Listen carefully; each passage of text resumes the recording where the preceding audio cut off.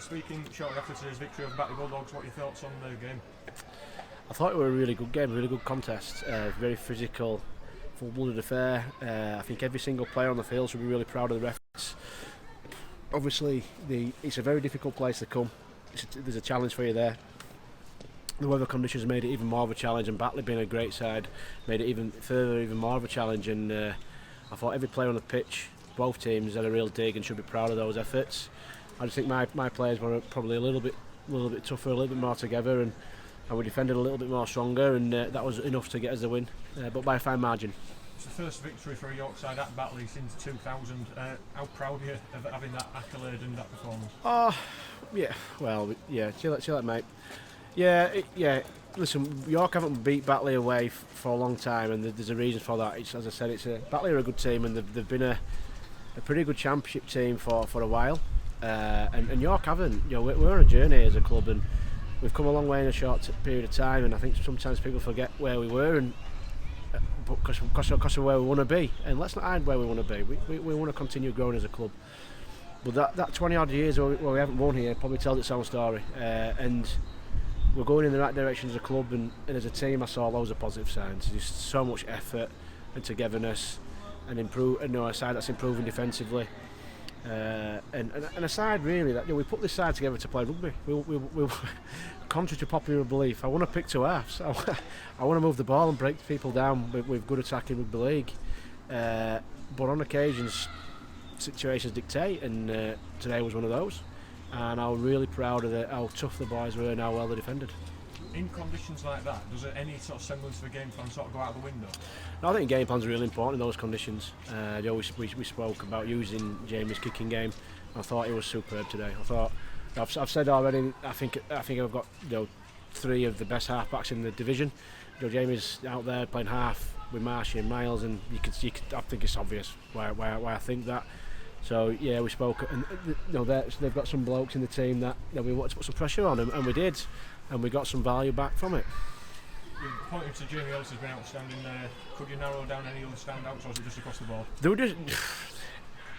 I think everybody's effort was. Do you know what? It was like a proper York performance. What we're used to watching, 17 blokes, absolutely trying the whatever's off for one another. And fighting for the same thing with some ability out there and some football in us as well, and I'm really proud of him. I'll use James Glover as an example.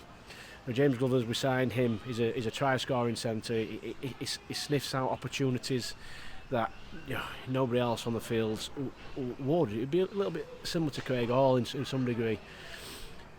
And I'm not sure all the players of that ilk would fancy coming to Batley, 2 degrees, raining cats and dogs, mud bath, and absolutely having a right dig like he has today. And I just think that epitomises what we want to be about.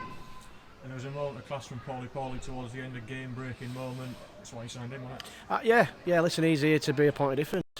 He's not Chris Clarkson, he's not Danny Kermond, and I'm not hiding that. There's bits in his game that, yeah. You probably would, if you could, you probably ask him to do it a little bit differently, but there's bits in his game that are unplayable, and he's won us the game today.